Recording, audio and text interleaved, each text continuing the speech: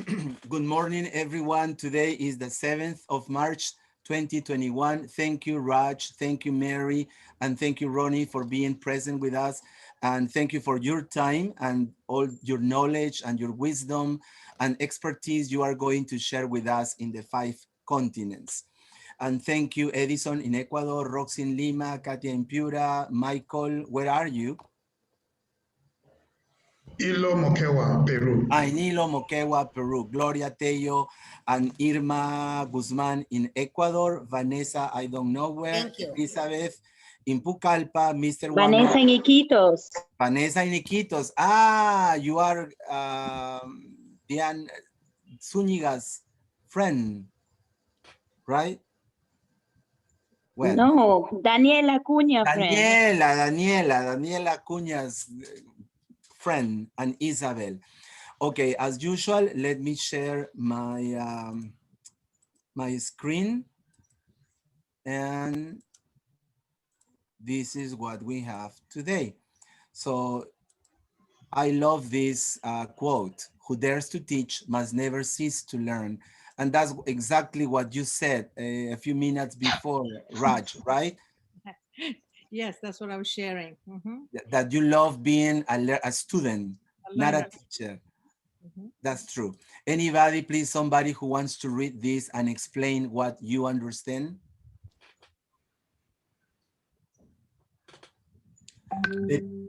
There is a free ticket from your country to Machu Picchu. Good morning, I can do it. Okay. I'm sorry, I think somebody else was doing it. Okay, who? It's okay, Irma, you can do that. Oh, okay, thank you. Morning, everybody. The things you take for granted, someone else is praying for.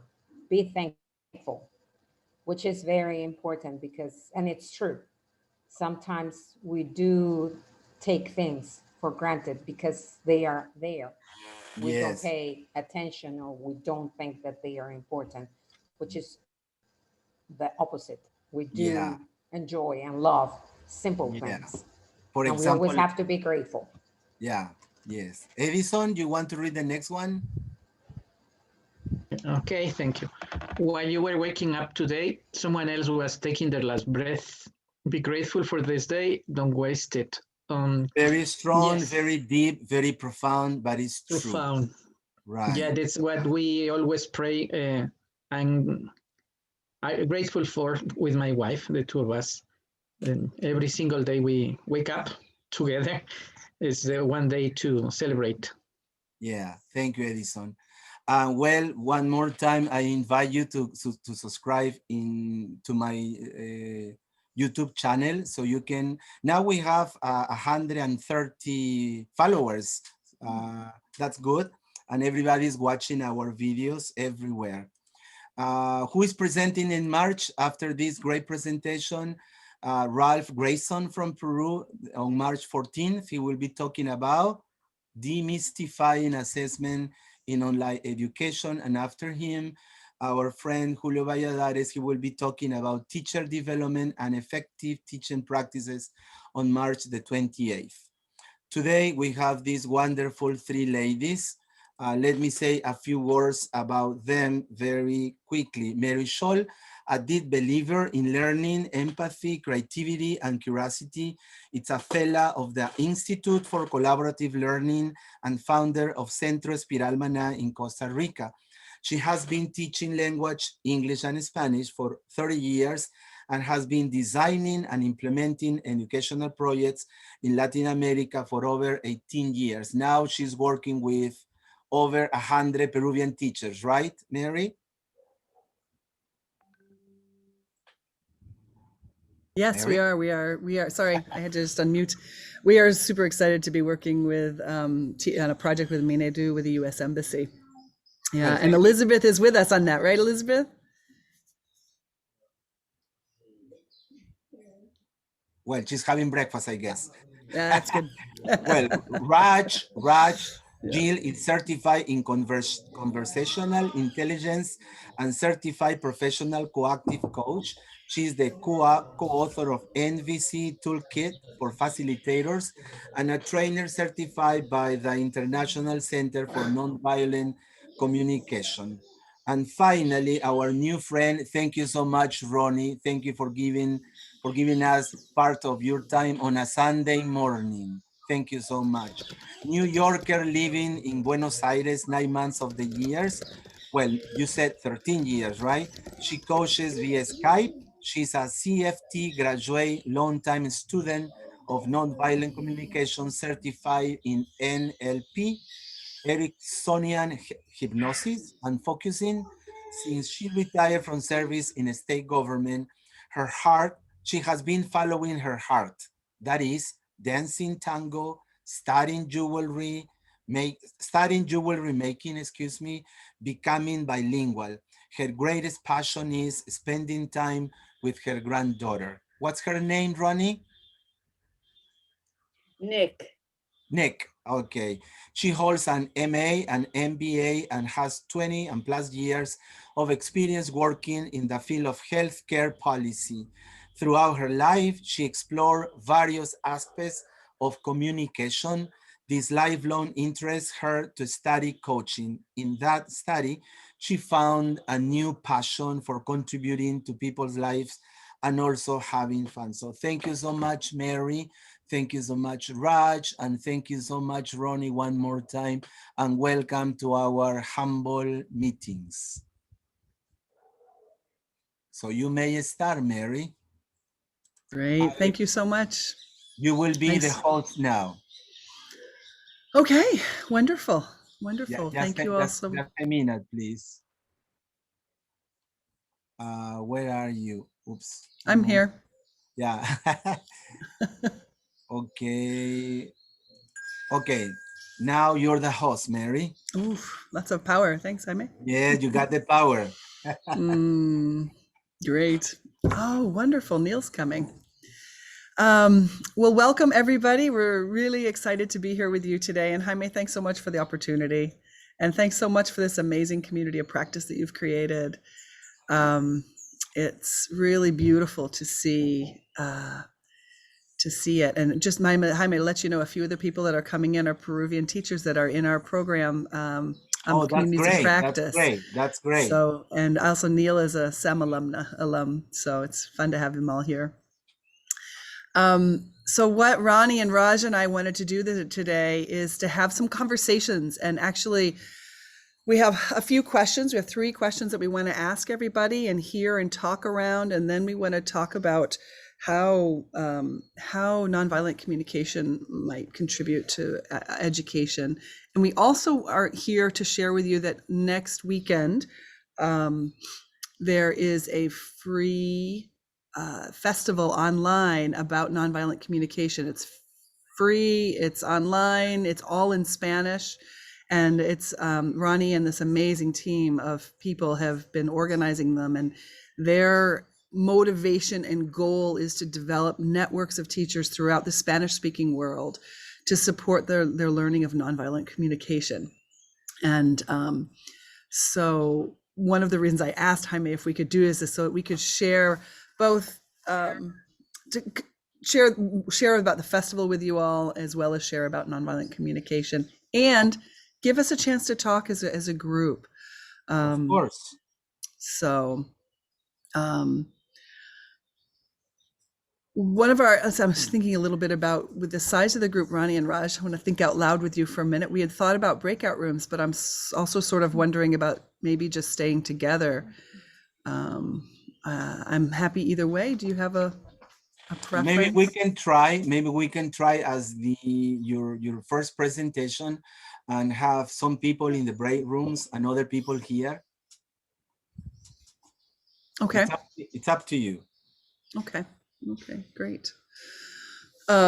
So we want to, the first area, we always want to start out our work with appreciative inquiry, appreciative exploration of our worlds. And the first question we have for you is about what do you appreciate about being a teacher? And our slides today are very minimal, and I'll share it with you. But our slides are really just visual support for the communication, for the conversations that we're going to have. Before we go into that, though, I'd love to invite Raj and Ronnie to talk a little bit about anything you'd like to say as we get started today in our session about nonviolent communication and education. You like to add what motivated you to want to come today or inspired you? Ronnie, you're muted.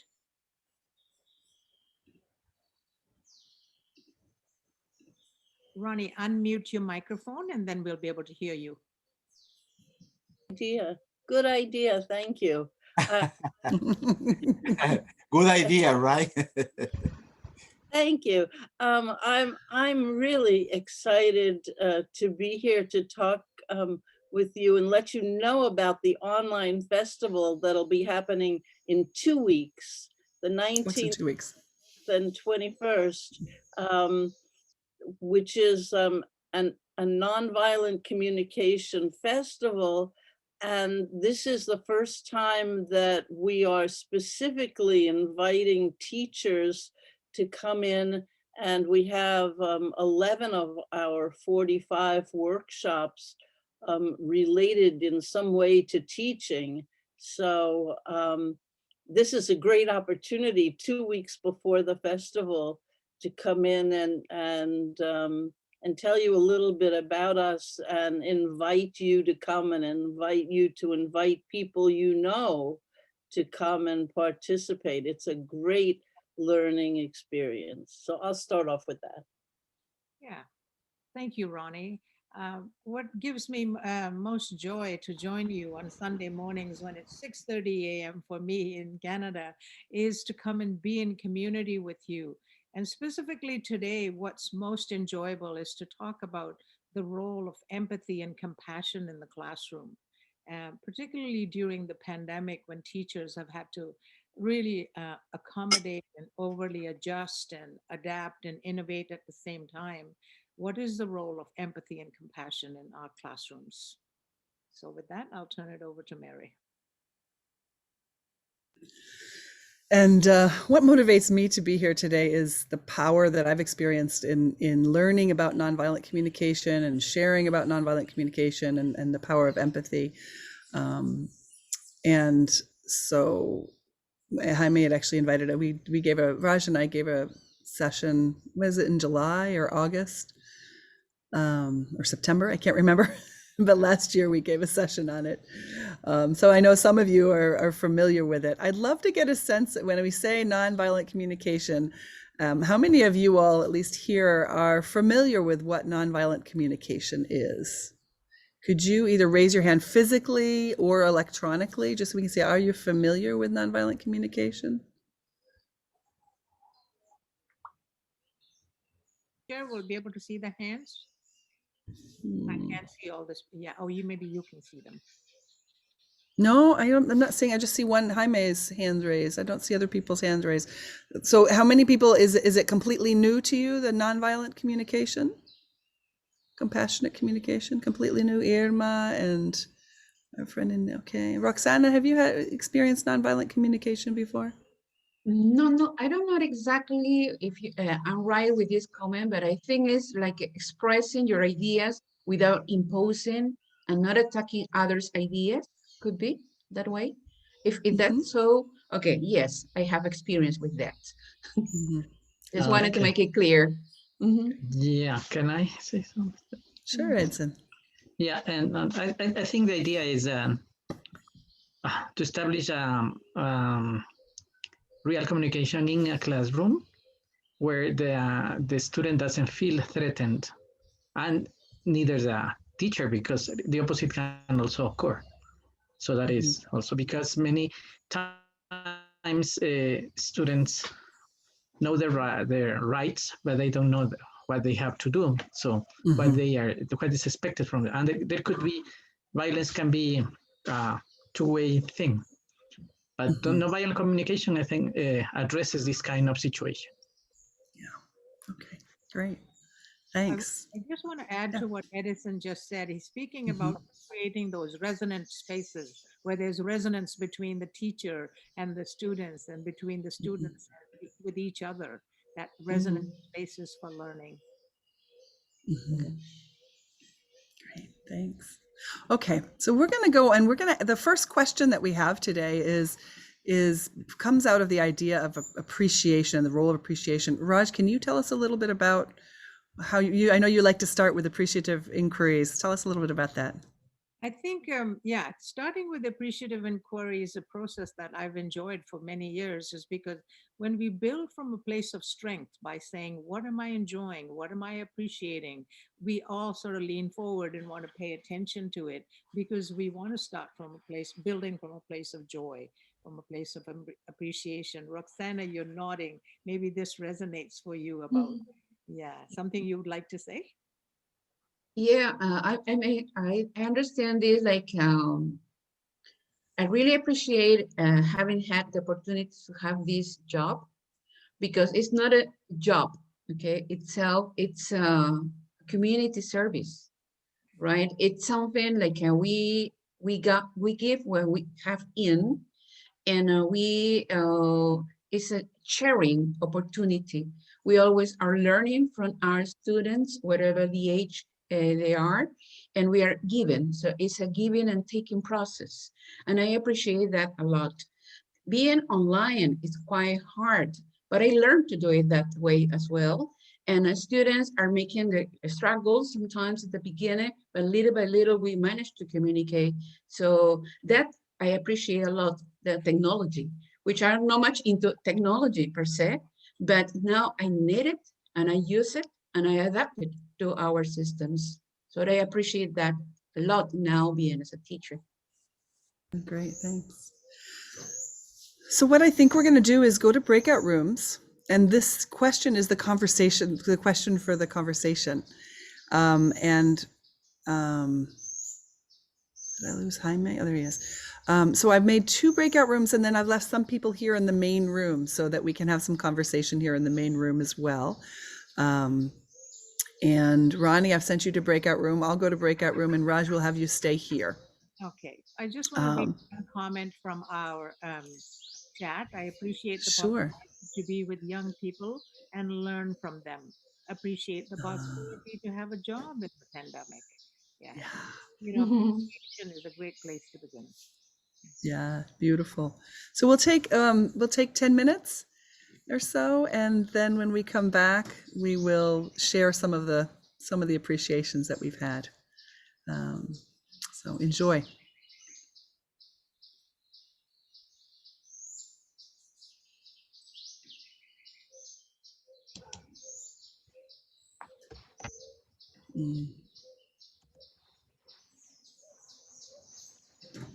Need the magic wand, Mary? Yeah. Okay. And I think for you all, you're going to make sure you've got the power to unmute. Yes, you can unmute yourselves. All right. And I'm going to stop share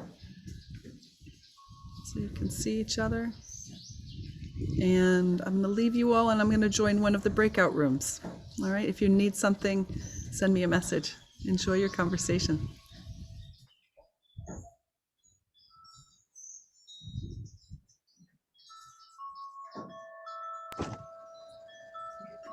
This is our group, I think, to open I up. think so. Yeah, let's begin our conversation. And I'm wondering if somebody would be willing to keep a quick short summary of notes so that we have something to bring back.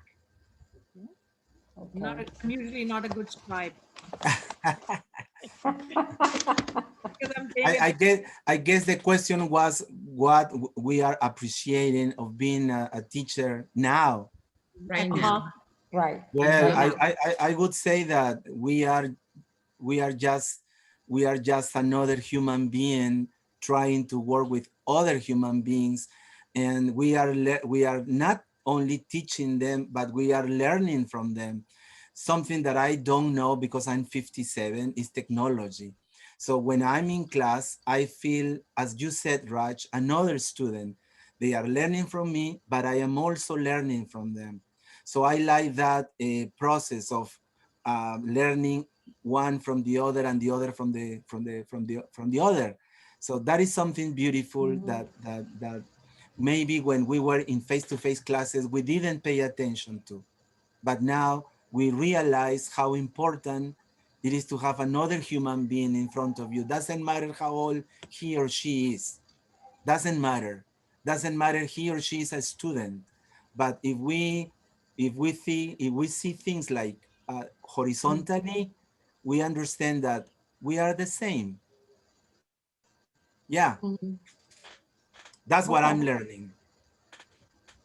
You know, adapting to being equal almost. Yes, yes.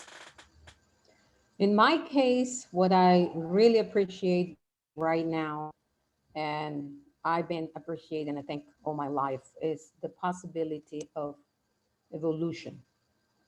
We are always evolving. Before the pandemic, we were supposed to be considering, you know, students' needs, students' learning styles, students' questions. We were there to support, to help them learn the language. But one of the most important, I think, concepts I have learned, and I think we have all learned in this process of adaptation, is how we can still evolve as human beings, yes, but also as teachers. I can relate to what Jaime just said. I'm not a digital native, and I've been learning through the process of trying it, making the mistakes, trying again, or not liking the platform, and then choosing and jumping to another one, and trying to match what I have learned from my students, again, with their students' needs, with their goals, and then at the same time, evolving myself into a teacher that can work with them and help them and support them in their learning process. So I think we are in the best field of science, education, teaching, being teachers, because we're evolving and we're helping others to evolve. That's it. Beautiful. Adapting as well as innovating, you know, learning new things and adapting at the same time.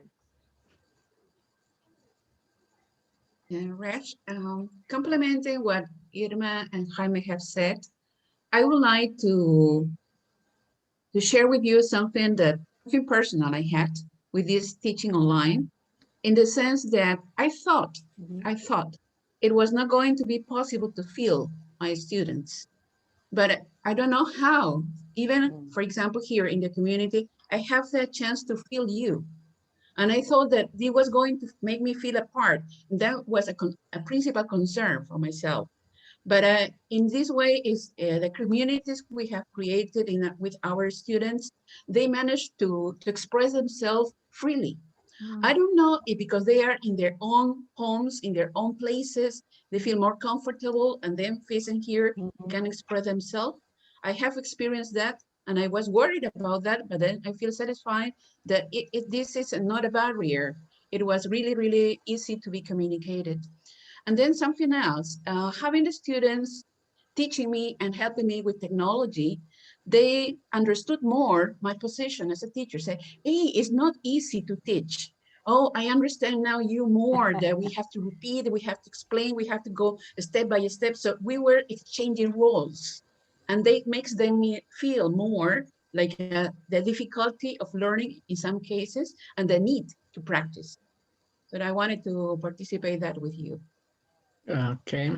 Sure. Then something I could say is that what I learned is that we can exchange things with the students, but normally we don't. And sometimes you get to know things you don't really do when you are in a face-to-face situation. It's like, and then we have built a different kind of communities. So we are doing that, and students are doing that, and they are realizing, as Roxana said, our problems and their own problems. And we have come to terms with the problems they have. There are students who don't have access to technology or to even good devices. So we have to be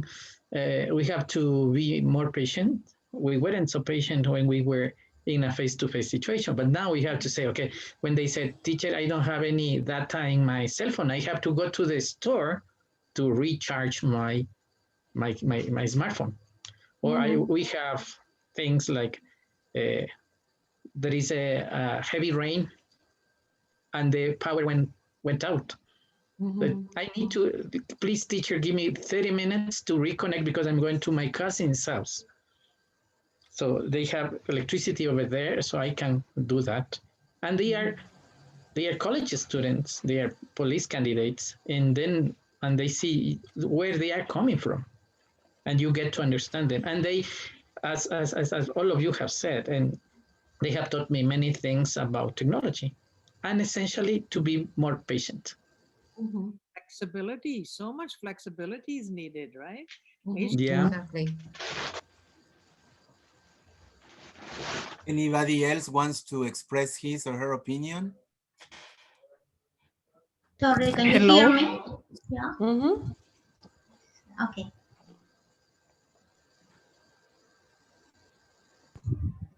Okay. Well, Katia. yeah, sorry, because I got some internet problems, so I couldn't hear you. So right now I do it again with my cellular. Okay, so I appreciate the possibility to be with my kids through these internet connections with this, and I learn a lot of things with them. I learn how to be honest, how to be real, how to be as the person I am.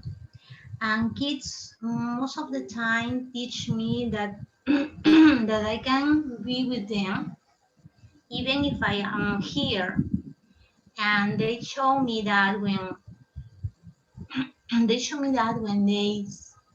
they said, Miss Katia, I did this picture for you, and they say, Katia, I love you.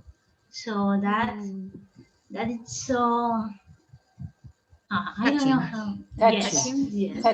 Sorry, Miss Katia Murguia. How old are your students? 24. My students are 3, 4, 5 years old. I really love them. Little ones. Little And they speak in English, and they show me that. Sorry, No, they give you love because that's what they receive from you, I suppose. Yes, that is. Nice. Somebody else wanted to come in. I wasn't sure who it was. I'm letting them in. Isabel is raising her hand. Isabel. Go ahead, Isabel. Your microphone, Isabel. Microphone is on. Yes, thank you. Good morning, Jaime. Good morning, everybody. Well, for me now, in this kind of education, have a remote, for me it's a challenge. No? It's a challenge because, for example, I'm not good at technology. I need more training. And also to be heard, to catch the attention of my students, and to motivate them, and to engage them in our sessions. It's not easy because it's another way of teaching and learning. So for me, it's really a challenge. I think I love challenge because I think it's a good way to be a kind of to improve myself, as not only as a human being, also as a teacher. Okay, so I think that will give me the opportunity to demonstrate myself that I can do it.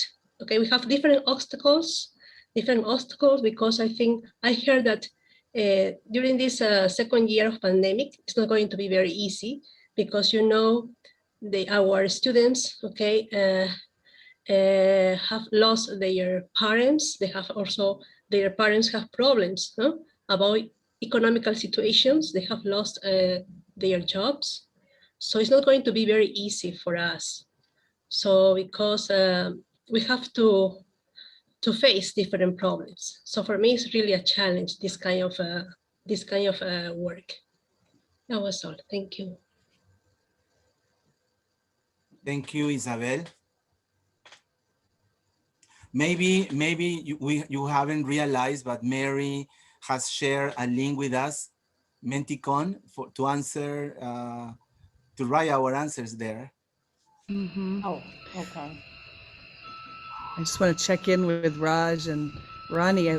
Shall we share people's questions about what they appreciate about education? It sounds like you might have moved forward. Okay, okay, Mary. You know, like Raj, I can't hear you. Are you not hearing? I was just saying, do we want to do the survey or not?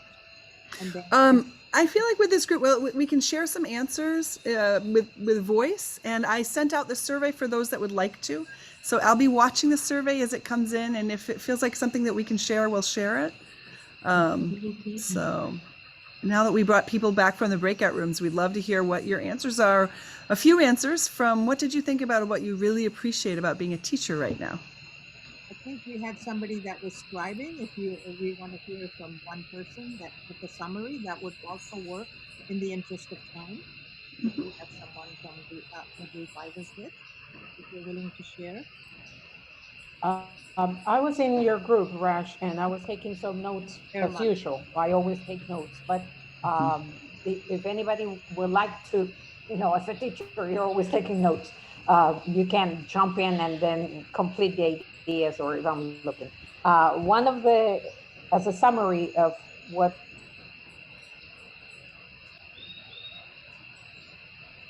will appreciate that we're teachers is first is the possibility of, the possibility of adapting and complementing with our students, with their situation, and at the same time, with our learning process evolving because of our difference regarding digital components. At the same time, the students have been able to see somehow it is difficult for us, not digital native, to deal with the technology, and at the same time to realize that teacher is not easy. So it has been a process that we all appreciate, that we have all gone through, exchanging the roles in the sense that sometimes our students have taught us, and as teachers, of course, we have taught them too. So the main concept probably will be summarized in one word: flexibility from both sides.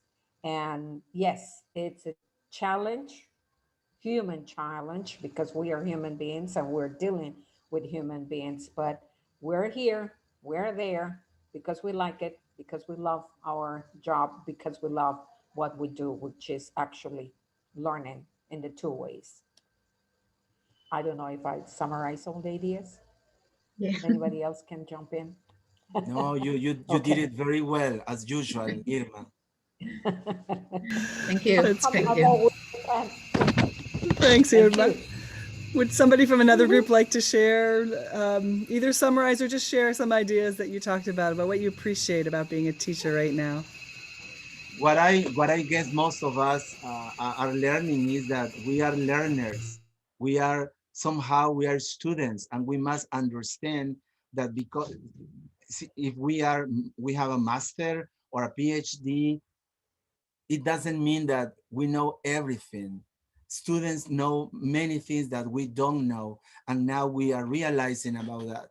So it's beautiful to know that we don't know many things. We ignore many things, and that is beautiful.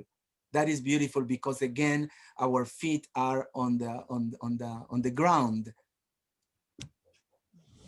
I think one thing that really came up, Mary, was to understand that students, there's a diversity of students. Some have internet access, some have very little internet access, to appreciate that we have to be flexible in responding to the various needs that people are bringing into the classroom. And I'd like to share some of the feelings that came up in our group. Incredible, enthusiastic, and what a privilege it is to be a teacher.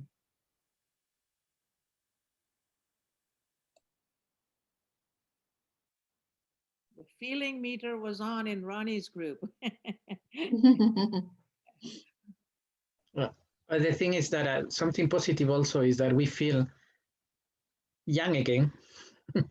I was, and this possibility of teaching online also gave us senior teachers the opportunity to teach, because on a face-to-face situation, they see our features and they say, that's too old. And then you cannot teach youngsters. So but in this case, as more teachers are needed in this kind of situation, it has opened this new opportunity for senior teachers in our country specifically. I think that is one way, because we have become young again, because we are again in first grade learning digital.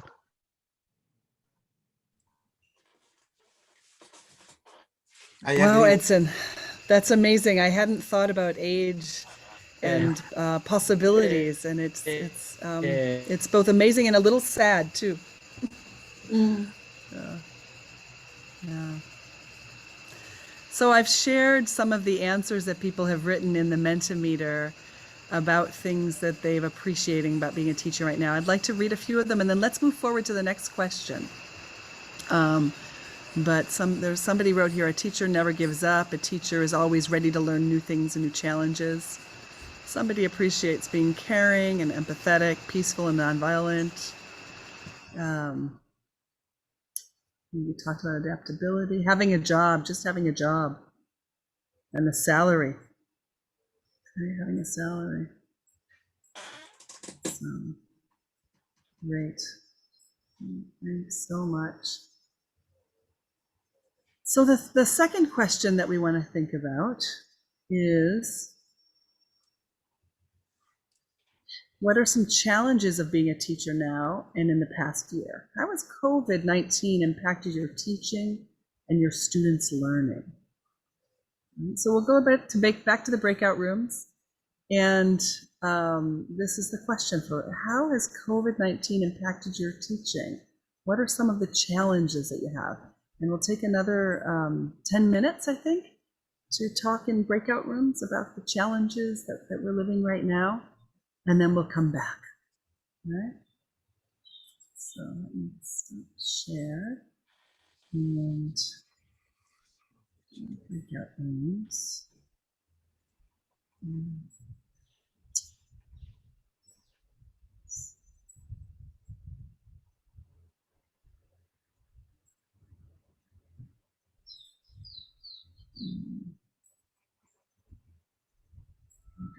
Okay. Great. And I will send you the question right now too.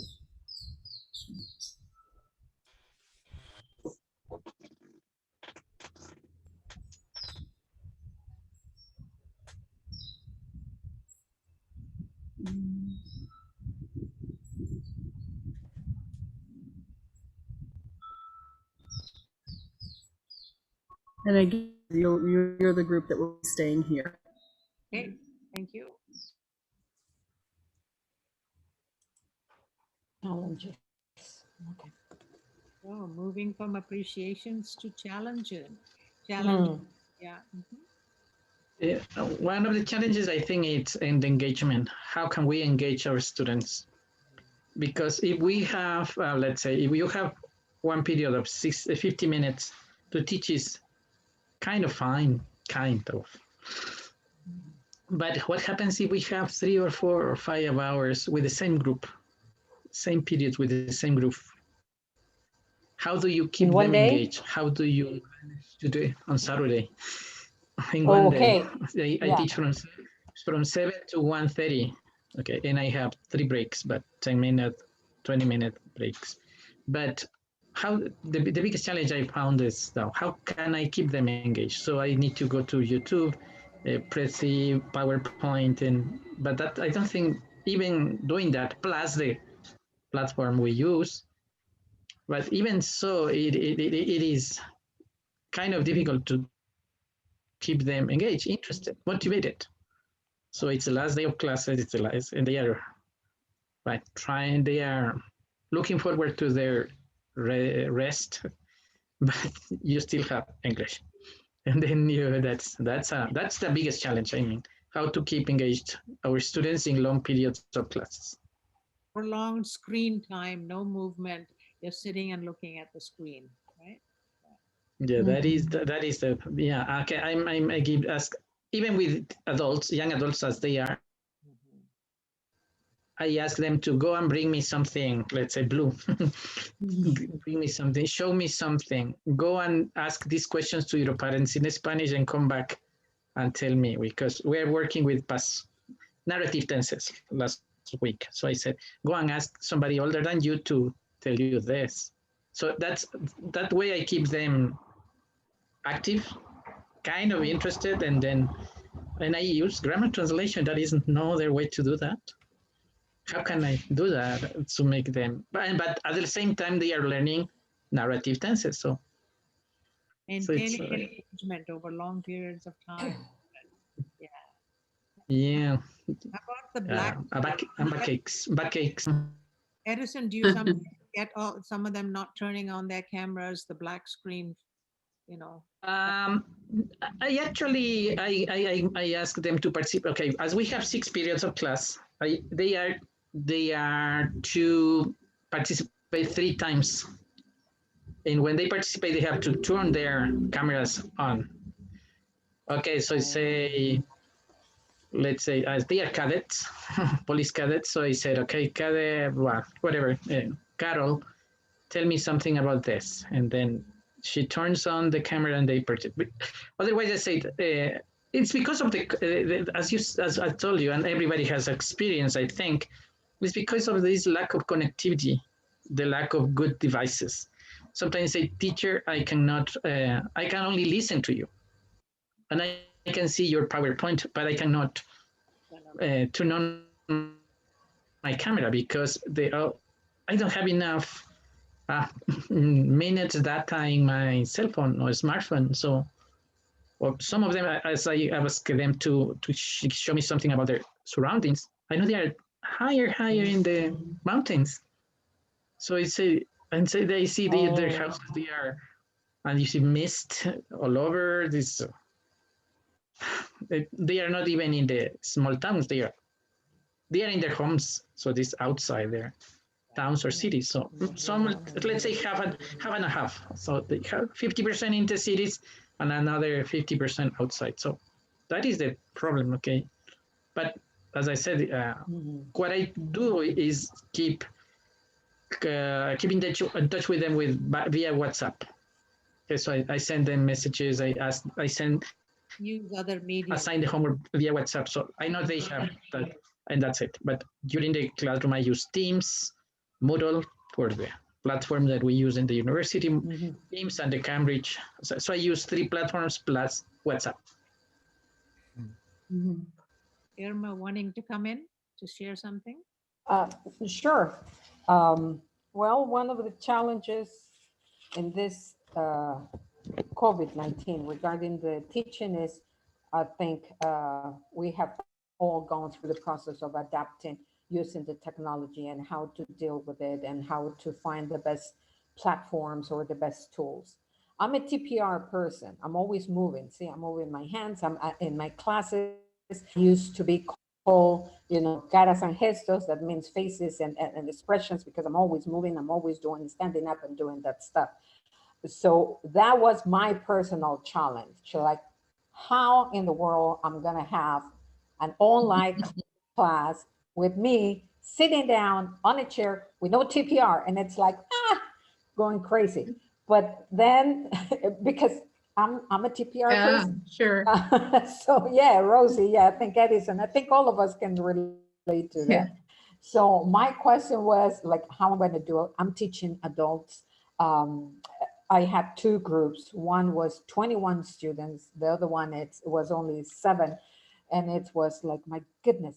So going through that process of thinking how to turn something that I used to enjoy and my students used to enjoy in the face-to-face classes, how to adapt it into online. So breakout rooms helped. Creating activities like show me your hands, then everybody will go like that. Okay, now stand up and jump once, jumps twice, stand, get out of the chair, doing it like that. They were laughing, but it's something that I did. I created as a transitional activities because having 2 hours in a row, that means an hour and a half clockwise. That's something that you needed to do. And also letting the students create their own exercise. Like now you are the leader, like Simon says, now you're the leader doing that, like that. And then regarding students, finding out and dealing with the fact that the loss of families, the loss of relatives, the loss of their own loving and care person next to them, that was hard. That was really hard. Dealing, like I said before, dealing with death, with the fact that you are facing your students right there on the screen. And one is talking about like, I'm sorry, I couldn't make it yesterday because my mom passed away. It was like, what? I mean, that was a real thing that in a face-to-face class, I didn't have. Even though we heard about it, it was like, oh, one student is absent today because yesterday her mom passed away. It was like, oh, okay. The role of empathy, the role of But empathy. facing right in front of you and dealing with that and forgetting about the class for time that student needed and help him cry and being there, all the students and myself as a support group in that moment, so that student can express his own and her own feeling. That was, I never thought I was going to deal with that. So, and you need to adapt. At that moment, it's like, forget about the class. I mean, this student needs to cry, needs to talk about it, and we're here. And then you surprisingly see the connection with somebody else in the group, like, oh, I didn't lose my mom, but I lost a friend. And oh no, I lost a friend or a neighbor. And it was all connected. It's like, okay, let's talk about this and see you next time. Because you needed to be there to support your students. So that's something. That was something different with COVID-19. Somebody else. I'm taking notes. Yeah, somebody else wants to share, because I think what you're Somebody saying else. is adapting to what is being needed, set aside the lesson, focus on what's in the classroom. Roxana, your square's lighting Yeah. up. Okay, I would like to share this. As I was mentioned before, I needed to learn about technology in order to teach my students. But it happened to be that my students had the same situation, because I have students in their 40s. I have one-to-one classes, they are managers of companies, and they needed to learn as well.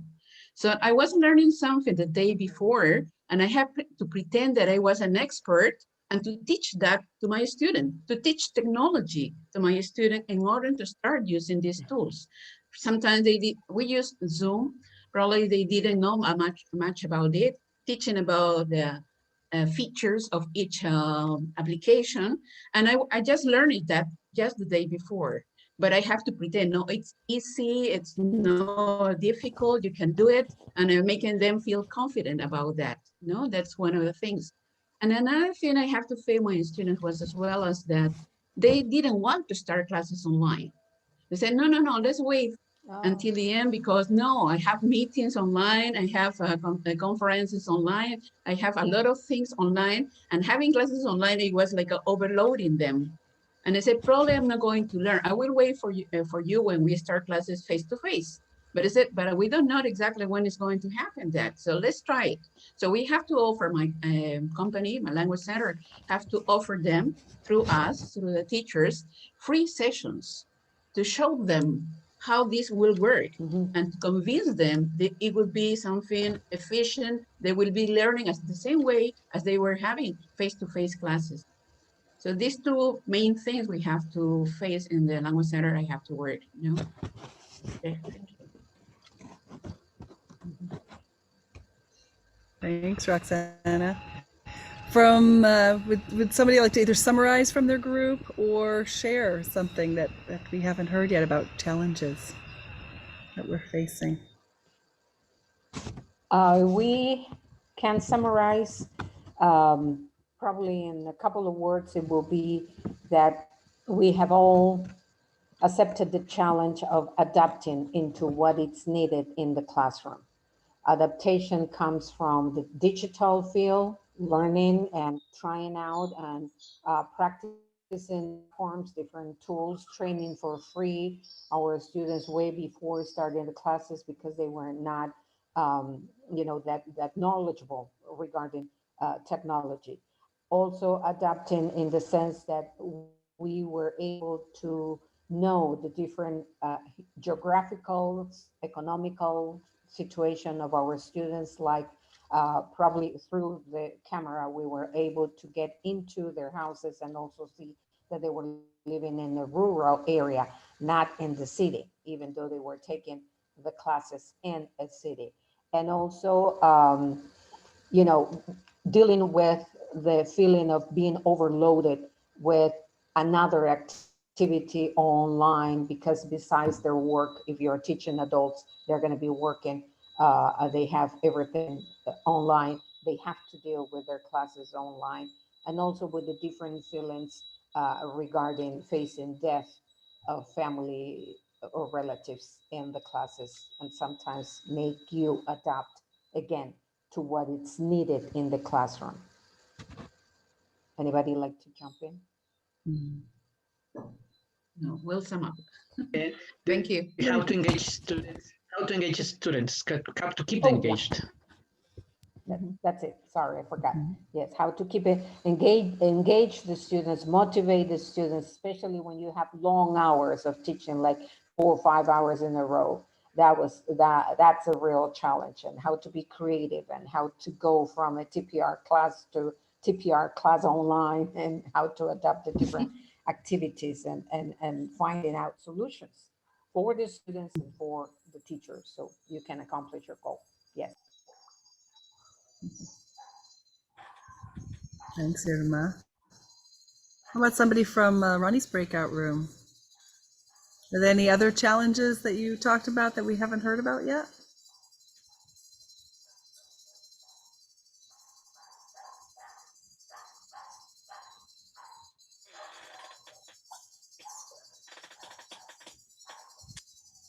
Or from the breakout room that I was in?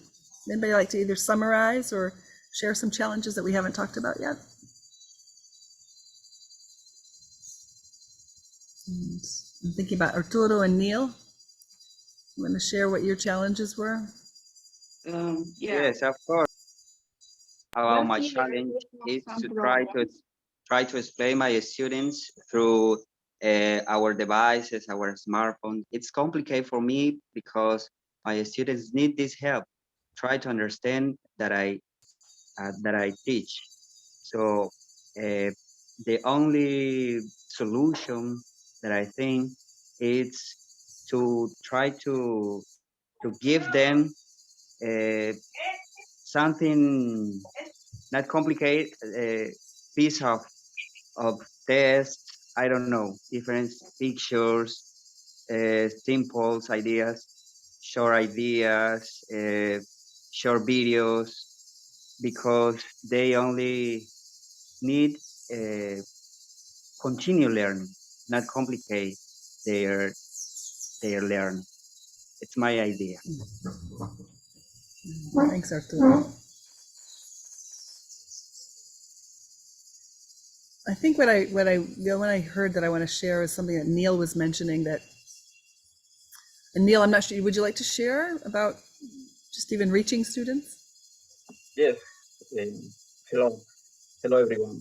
Well, the main challenge is to make my students learn with the same deep as before, no? As in face-to-face classes.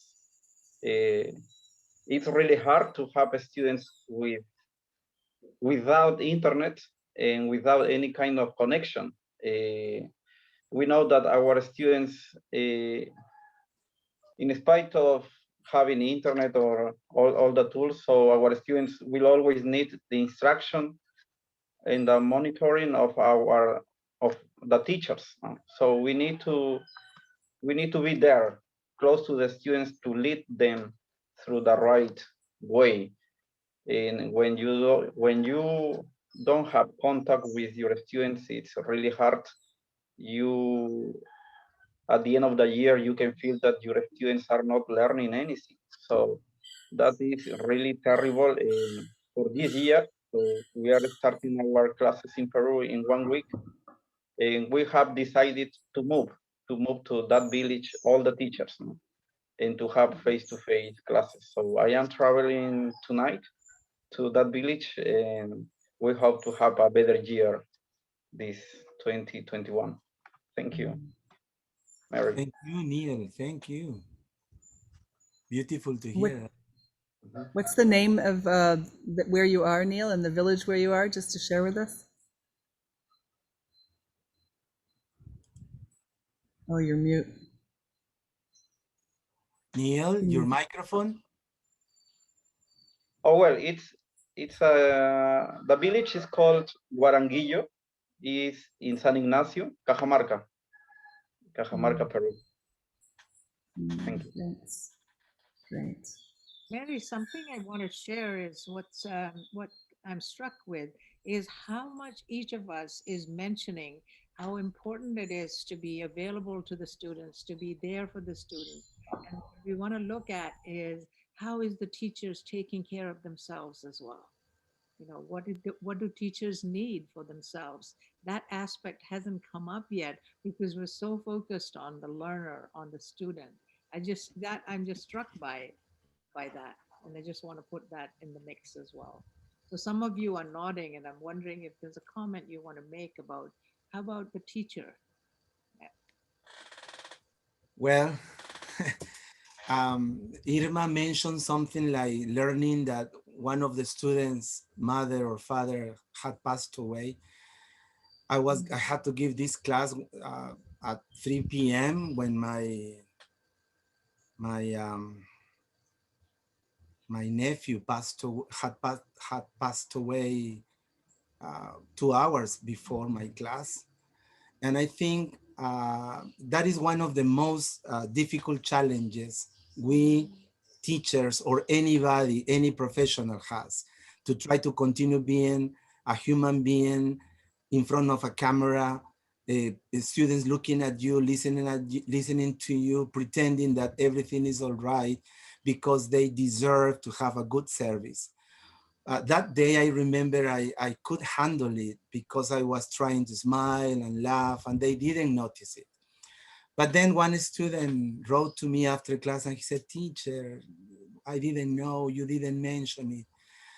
And I guess, again, that the reason why this, as I told you before, the reason why these international meetings started is because I knew nothing about Zoom. And just like Irma, I am also a TPR, a teacher who likes to pat and say, very good, very good. And I like to approach them. And I can't, yes, and I can't be cold as a machine or as a screen. So I guess that is one of the most important things, Raj, you mentioned. And what about the teacher? Nobody talks about the feelings, how he feels, if he has fever or a headache or something that is that he or she is going through. And I guess more than knowing technology, more than I admire you, Edison, giving 5 hours, my goodness, all in a row in front of a camera. That must be exhausting, very demanding. But because of your smile, Edison, and your quotes and your way of being, I think you can cope. And again, is this human side. Is how to keep that human side in front of a camera, a simple flat camera. But that is, I would say, the most difficult challenge for any of us. Thank you.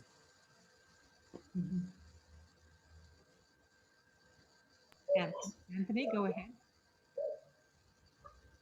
Yes, to take it from where my good friend I stopped.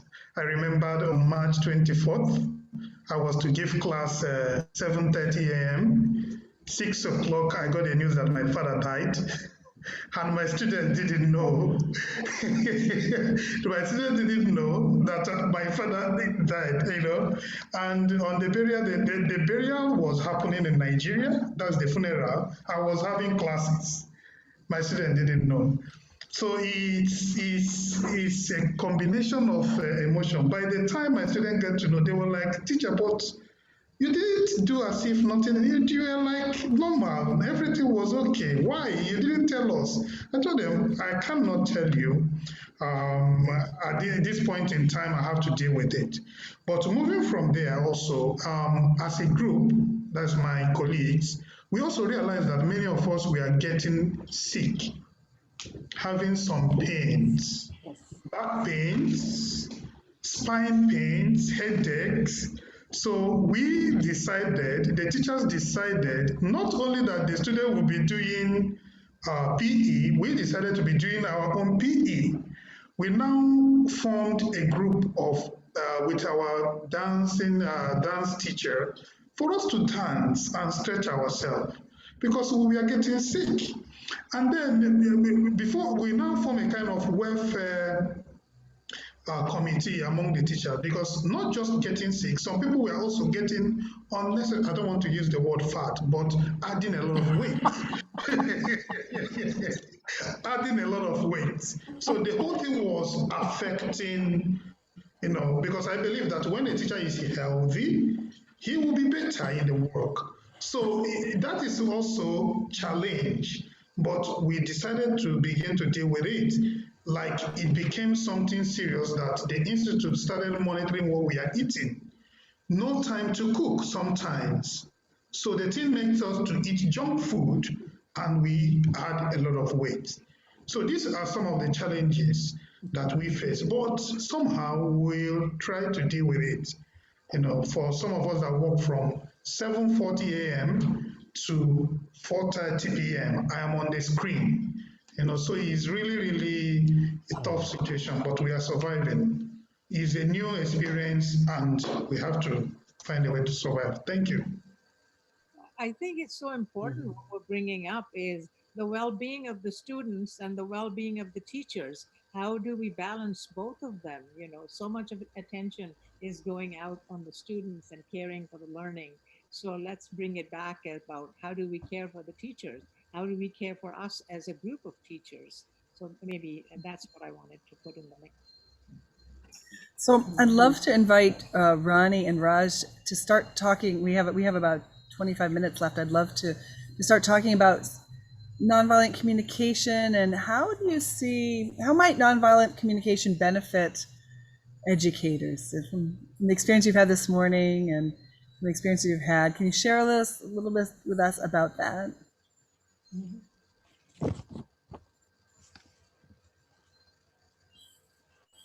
Well, I have I've heard about some groups that are meeting in Mexico, groups of teachers that are meeting and having empathy sessions where they get together online and they talk about what's coming up in their classrooms and supporting one another. And this is, it's been a wonderful technique for them to not feel alone and to have people who are experiencing the same sorts of things to be sharing. And it's something that we do with nonviolent communication, listen without judging, listen with a compassionate spirit and an open heart without trying to solve the problem, just being there to listen to one another. And it's been a very successful program where it's been instituted. So that's one thing that I think nonviolent communication can bring to teachers for self-care.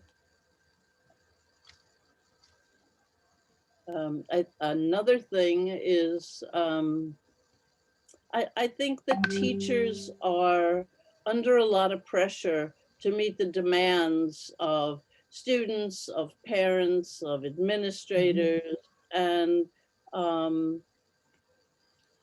maybe it could be helpful to have some conversations around how to have difficult conversations without stimulating the other person we're talking with, how to listen without judging, how to recognize when I'm getting upset and what to do about it when I'm in one of these conversations. So there are certain things that we learn in nonviolent communication that I think are very, very helpful to teachers. Raj? Yeah, thank you, Ronnie. I think what you're bringing up is how much teachers are creating a space for students to have a learning experience, to make sure you're meeting students where they are, adapting and adjusting. And I think a similar group is needed for the teachers to be able to come to a conversation and be heard and understood rather than fear being evaluated. Oh, you're not coping that well. You know, you need to do this. It's just being received as a human being, coming to talk about. And the nonviolent communication offers a self-empathy practice, an empathy practice that where I can hold myself with kindness, with compassion, rather than with judgment and evaluation.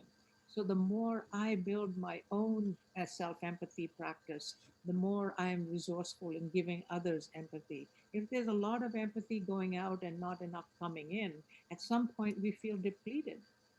So, and you know, and also the practice of when is it time to slow down? When is it time to take a pause and let others know that I need to take a pause. And, you know, and not because I can't cope, but because I need to recharge.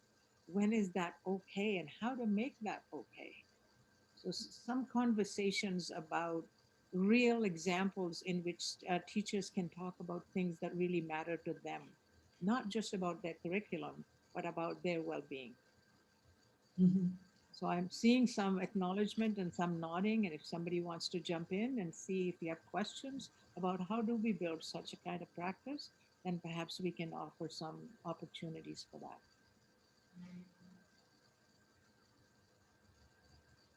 Roxana? I think a very good example of what we need is this session.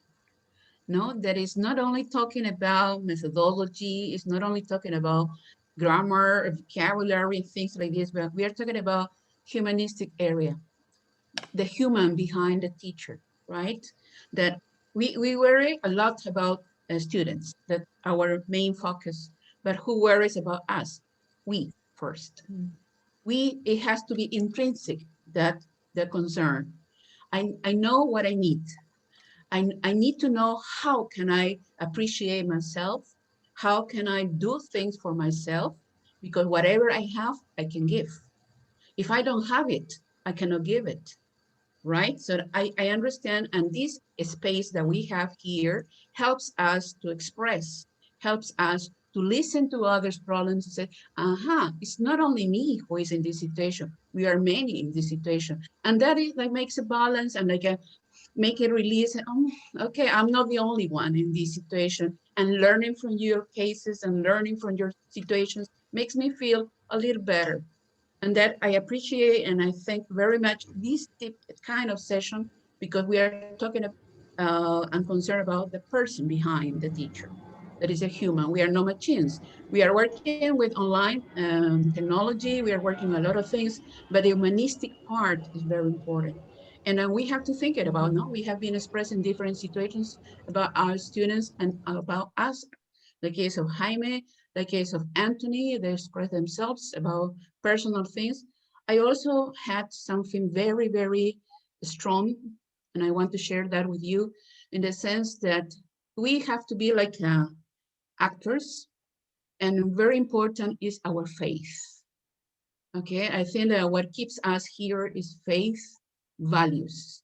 And I was in the middle of the class with two little young boys, teenagers, giving a class when I received a phone call. And one of these guys is the son of my boss. And I was put a mute to my cell phone. And then again, ring and ring. I have to excuse to them and said, okay, sorry, I received a phone call. It was my brother. And he just was calling me to on January the 27th that my mother passed away. And I was in the middle of the class. And I have to hang up and smile at my students, excuse for the call that I have received and I have to answer. And like I said, the show goes on. And my students didn't need to know that because it was my situation. I have to finish the class, continue with that, then talk to my other students and said I have a personal issue that wouldn't be able to teach others, but not to worry, that will compensate the classes later. And it was right, really, really difficult, and we'd never know. We have lost, my mother died of, she was not COVID disease, she has a previous disease, but it already happened. And I have to not make it a funny class, but smile and pretend that nothing was going on. And there was me, and only my faith and my belief of God that my mother was in a better path now makes me feel like things are now better. And that's what I appreciate is I was thinking of coming back or not because I was really, really shocked about this, but my faith, my siblings make me feel like, okay, my students made me survive. My teaching classes, my old worries and concerns about this put me my mind apart and said, okay, let's concentrate on this. They need me. And I need you guys too. Thank you very much for this opportunity. Can I say something? Go on, yeah, one of the things I've come to learn, not only because of this, but because of the many places I've been to or the many classes I've taught, is that we are humans. We as teachers are humans. We don't have to forget about ourselves. The problem is, I am sorry for your loss. We all almost lost my older brother. Okay, he was intubated for 3 weeks, but eventually he came out. But the thing is that this is not a show where the show must begin. I think at some point, even the best actors have to have a time for their sorrow. We need to show. How do we teach students to be humans if we don't show them as humans? We have to show our humanity, and humans have feelings, have emotions. Teachers, more than many other professions, have their feelings on their sleeves. They keep their hearts on their sleeves. And that's the way you teach them how to be a human if you show you are human, and you have to have the time to grieve, and you have to say, sorry, I cannot do this because this happened. And I told my students, can you pray for my brother? My brother is blah, blah, blah. And then they said, yes, teacher. And they did.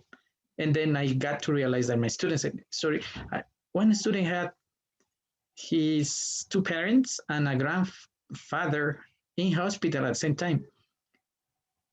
His dad died, the other 2 recovered, but everybody showed empathy at the moment. So I think it's us who have to teach them human values, and human values is being empathetic. But to do that, you have to show you as you are, another human being. And that's one of the best teachings we can. Otherwise, we have dehumanized students who don't care about hurting others, or who don't care about others, and that's it. In order to teach humans and make more humans, humane in this case, you have to show you are human. Thank you, Edson. And yeah, I was wondering, Mary, after you, wondering if Roxy Ronnie wants to share something about what's coming up that could be a resource for teachers after you, Mary. Oh, okay, yeah. So I just wanted to share, Roxana and Edson, I think it's one of our tensions, right, as teachers, is that we are human and we want to be human. And we also, with our students, the question is sort of, to what do I share and to what point and how? And I think one thing that COVID-19 has brought up for me as an educator and teacher, but also in my own life, is how we talk about these hard things and how I talk about death and how do I process my own experience with death. And to what degree does that inform me as an educator? And because there's so much more, I mean, I'm feeling very touched by all of the number of people that have mentioned about how you've been notified and experienced and had to confront it. And I think we have, I think that's something that with COVID, we're having more conversations around that. And death is something that it gives meaning to life. If we didn't have death, we wouldn't have life. So we wouldn't understand what we are. But I know before COVID didn't have to talk about it, or it's not that I have to, but I didn't have the opportunities. And I think that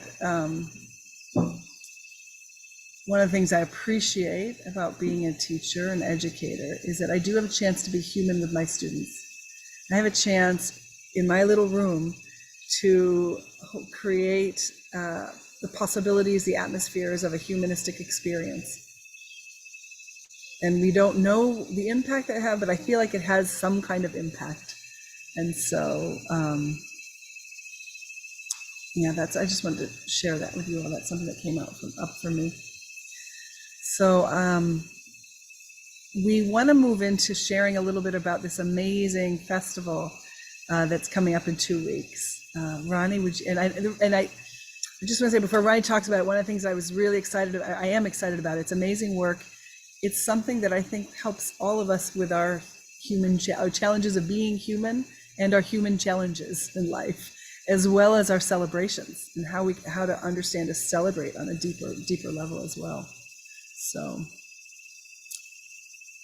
Ronnie, you want to tell us about the festival? Yeah, would you like to bring up the slide on the festival?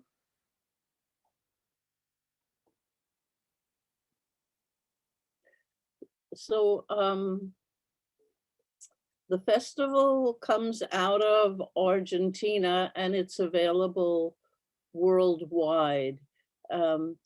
We developed this festival. We are a team of 6 people, and we offered our first festival in August, at the end of August, and our second festival in November.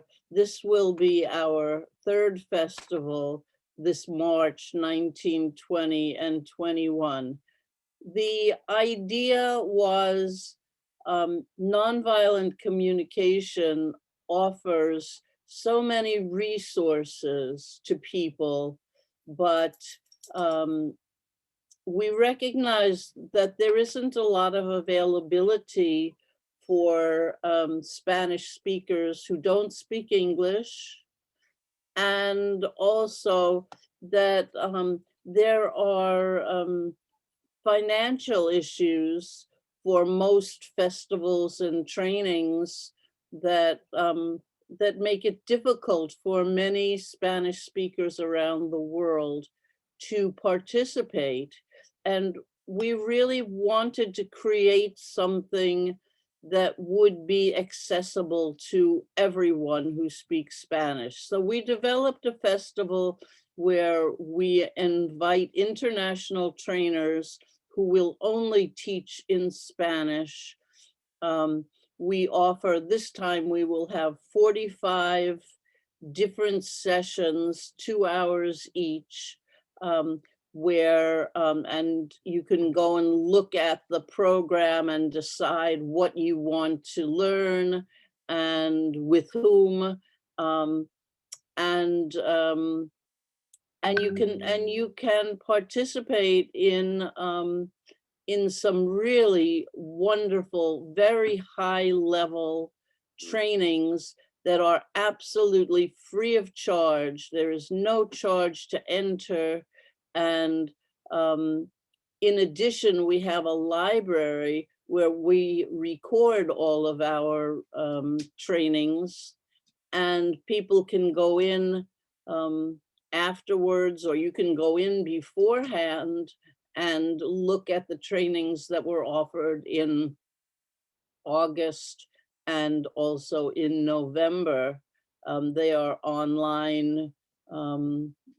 It's just, they're not removed, they're there. So it's a tremendous learning resource. Also in the classes, you get to meet other people from other Spanish-speaking countries. And the interchange and the sense of community is tremendous.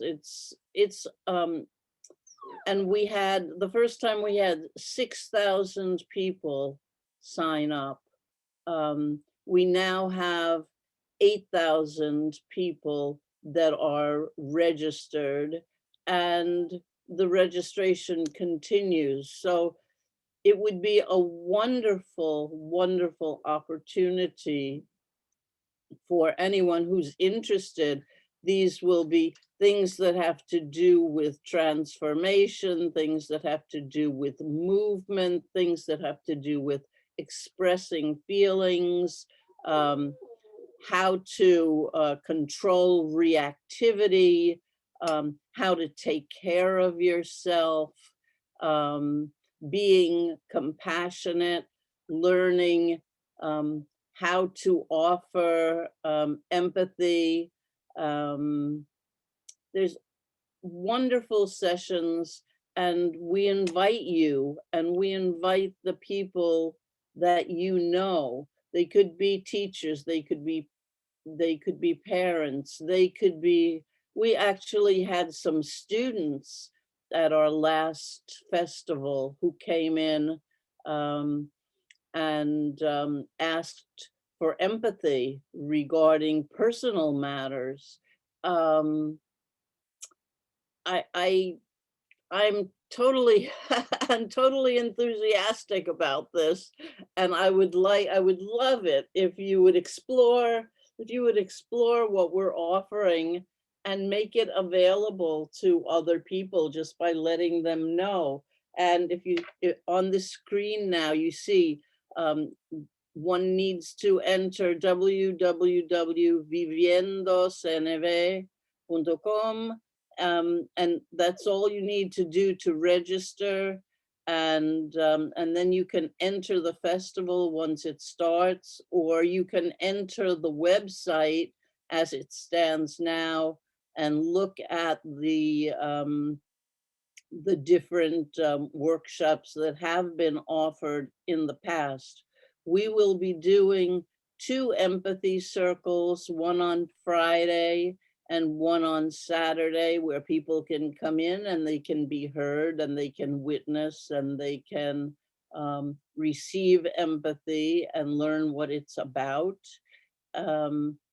We would like to make this accessible to any Spanish speaker in the world who is interested in learning it.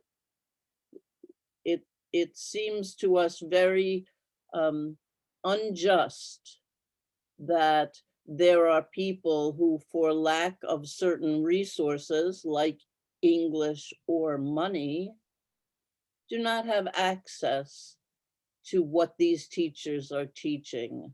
The nonviolent communication is based on the writing of Marshall Rosenberg, who was a US psychologist. His books have been translated into more than 15 languages.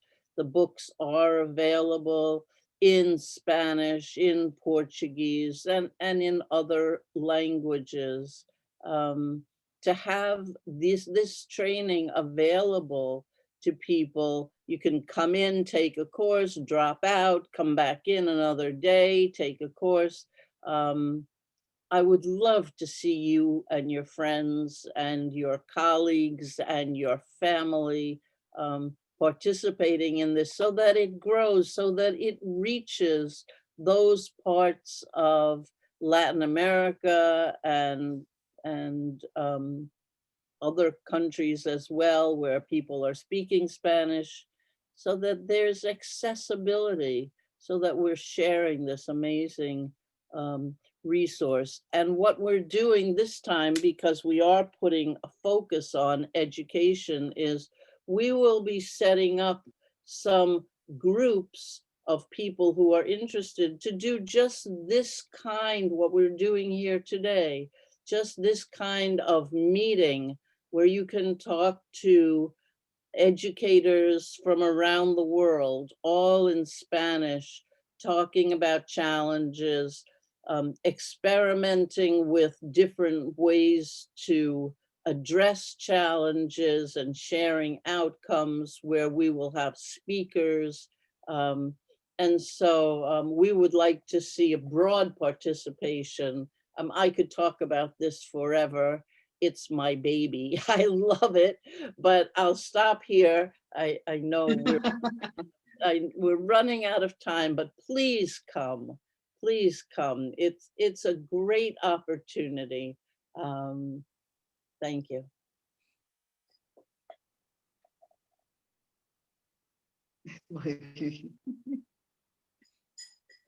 Maybe we can hear from one or two people if you have a comment or a question before we, thank you, Ronnie. Yeah, thanks, Ronnie, and thanks for the vision of having this festival. Even though we're a community of practice about people who are teaching English, among other things, this is such a beautiful opportunity to learn the pro-social skills and practice the pro-social skills that we need in our classrooms, and also to share it with other educators. This is such a beautiful network, and I was just on Facebook and I noticed that there's somebody who's shared this meeting on Facebook. There's 66 shares. So there's incredible access to networks here. And this is promoting internal peace within us, peace between us, and peace in the world. And so we really appreciate your consideration and your own desire to learn, and also to support other people's learning.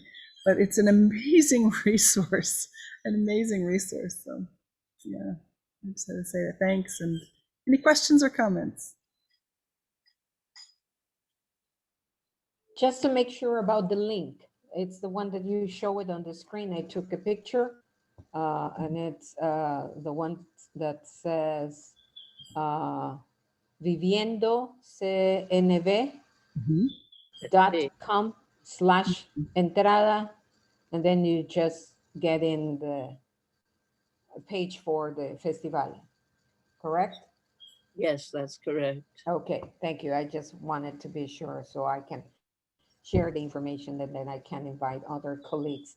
And it's great to what you just mentioned, Ronnie, no limitation because of not the fluency in English and not because of having money. So that's wonderful. Thank you. Really opens up accessibility, doesn't it? Yes, absolutely. And peace begins with me. The more I can be in that space, the more I can share that as well. That also. True. Yeah.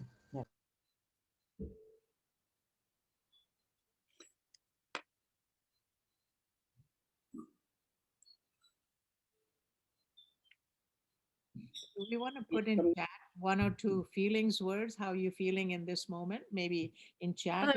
I'm feeling hopeful and very enthusiastic. That's how I'm feeling right now. Ronnie, I'm feeling a deep gratitude to what's happening right now.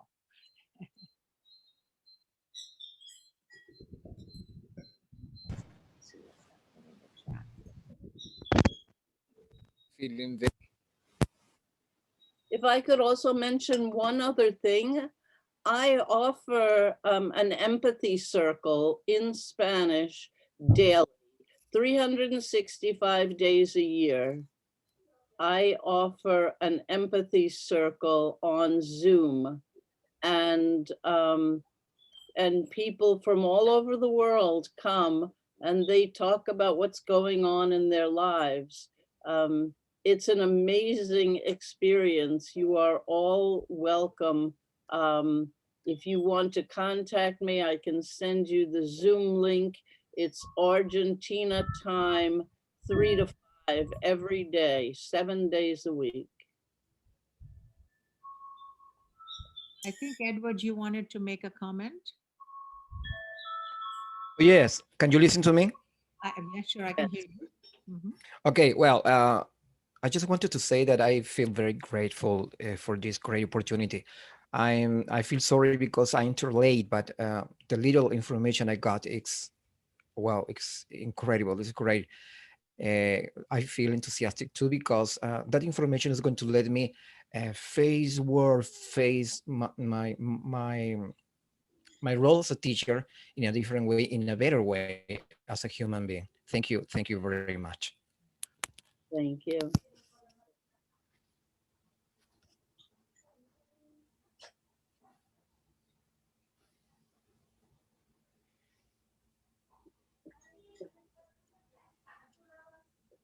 Isabel.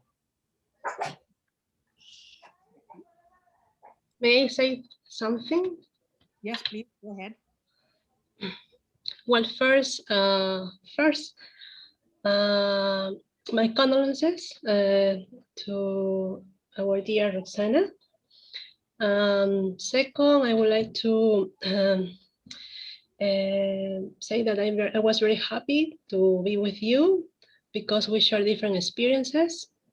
And I think this is an opportunity that, or maybe the pandemic gave us opportunity that the government and all the people realize that our mission is very important in the world. Because if we don't have people who are in charge of educating our dear students, and if we don't have a good administration about health, I mean, health and education are important factors in our society. I think they are the basis.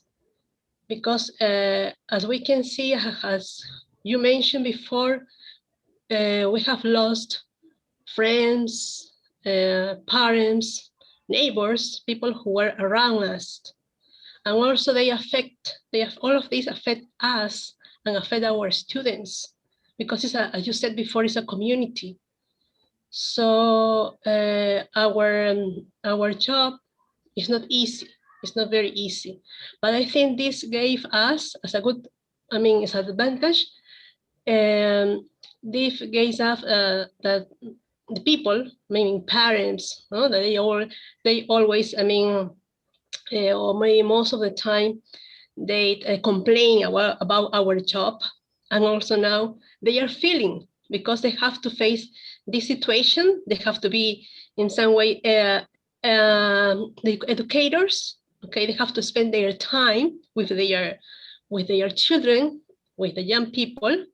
Maybe because of the work they couldn't spend time, but now they have to do it because it's part of their job.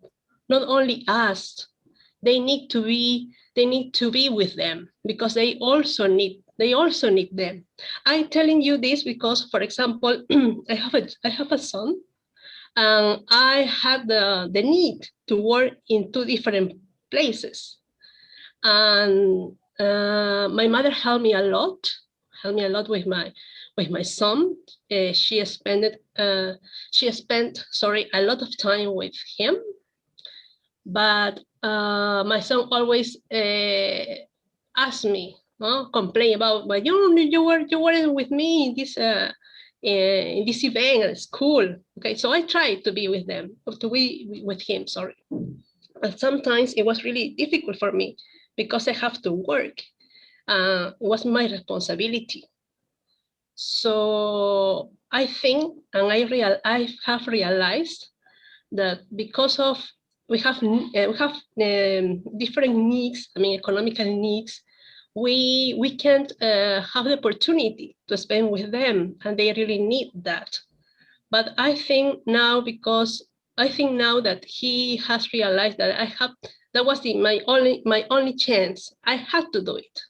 No, but sometimes I also feel, I would like I would like that we had the opportunity to be together, to spend time together. I during the weekend, okay, we could share with him and my mom, but he also, I think our students, they need. And now I think the good thing is that they are spending more time with their parents.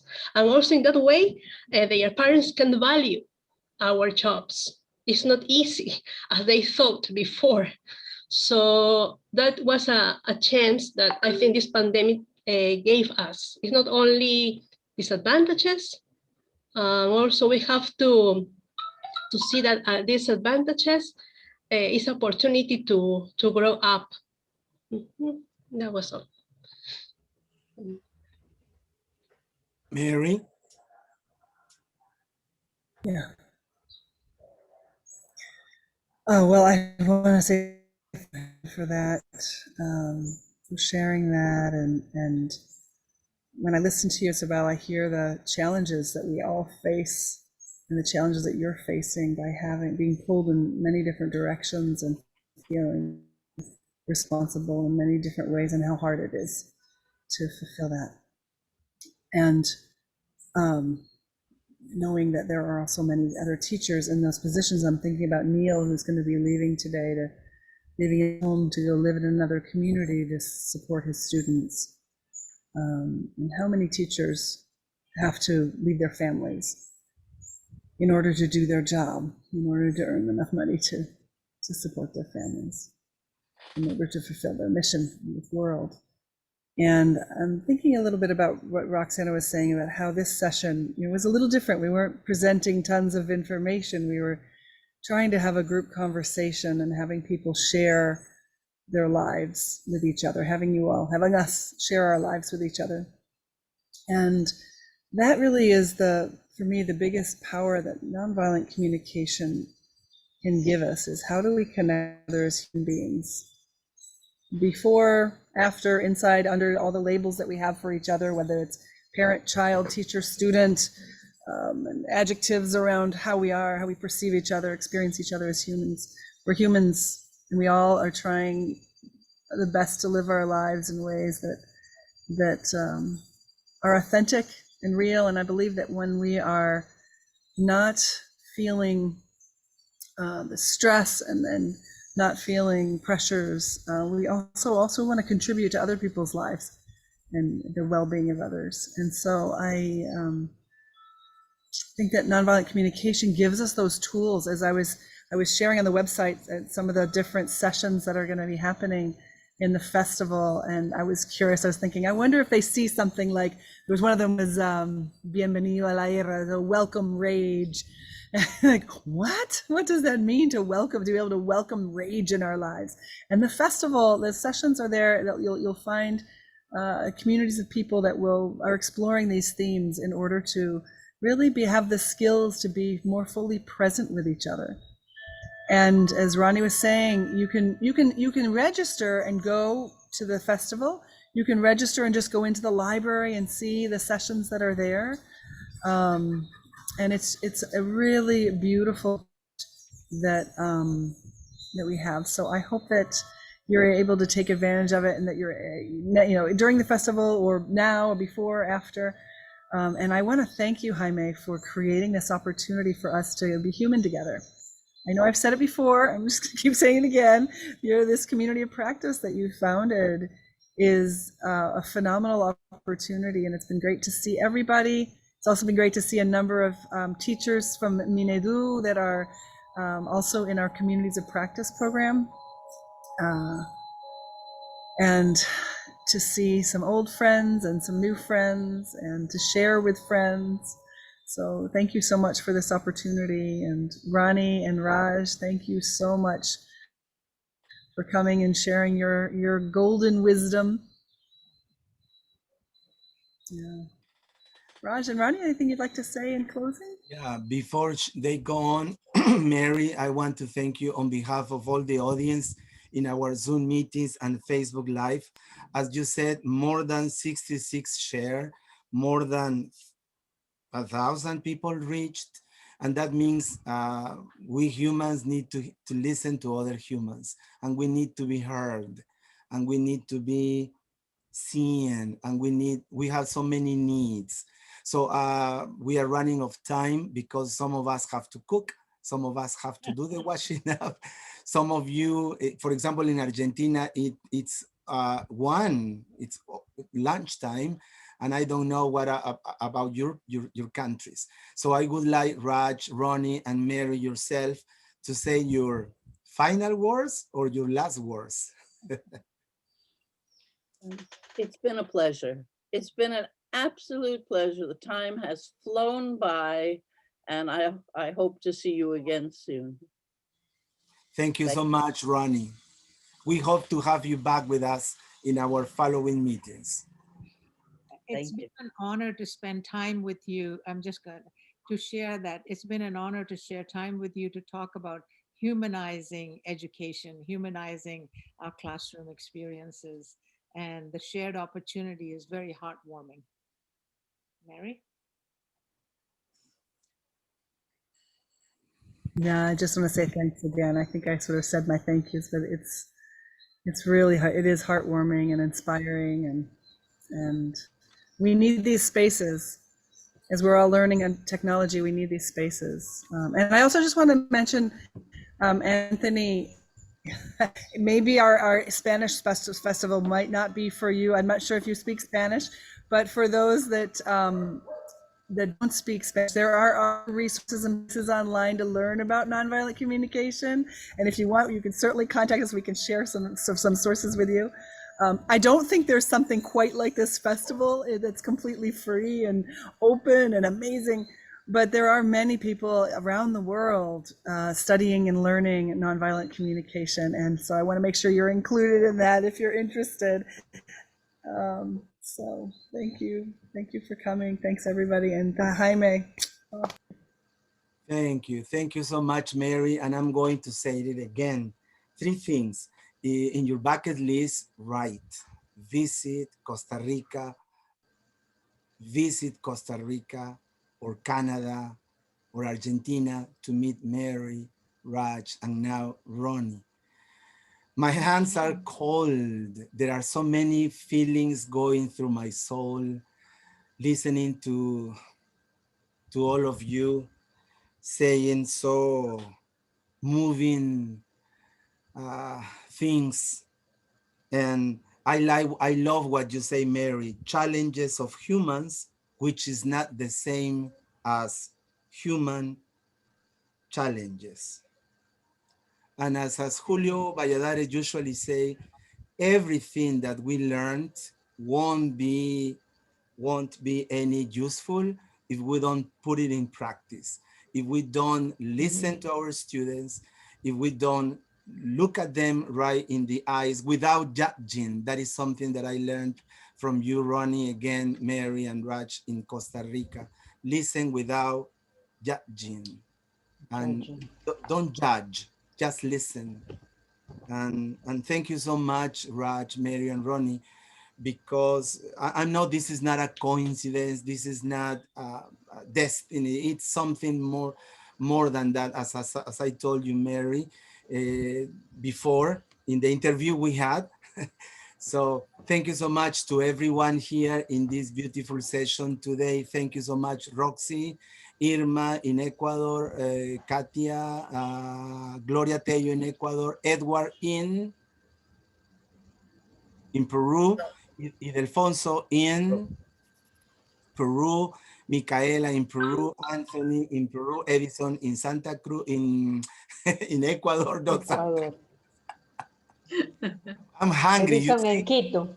In Quito, I'm hungry. You see, Elizabeth, Ivan Suazo, hello, in Costa Rica, Ana Maria in Colombia, Isabel in Peru, Neil in Peru, Mr. Waman, don't know, Maria Elena, don't know, Edward, Rosemary, Elizabeth, and Johnny Santa Cruz. Thank you so much, and let's get together next Sunday to listen to Ralph Grayson talking about demystifying assessment online learning. Okay, thank you very much. Have a very beautiful and peaceful and relaxing Sunday. Thank you all. Be safe. Bye bye. Thank you, Raj. Thank you so Thank you. much. Thank you. Bye. Bye. Bye, For all of Rosie. you. Bye, Raj. Bye, Thank you, Mary. Mary, for your Bye, invitation. Jaime. Thank you very much. Bye. Thank you. Enjoy the International Women's Day. So, Take care. Monday. See you Yes, then. Monday. That's right. Monday, tomorrow. two things. Tomorrow. Yeah. Two things to Enjoy say. your day. Enjoy your day. You Enjoy will our day. Two things to Yes, celebrate. everybody, everybody. Yeah. Yes. Enjoy all Yes, of us. everybody, All of us. congratulate yourselves. And my Yes. will birthday. receive a bouquet of flowers tomorrow morning. And my Yes. birthday. Yes. Bye. Tomorrow. Till next Sunday. Bye. Bye-bye. Bye. Bye bye.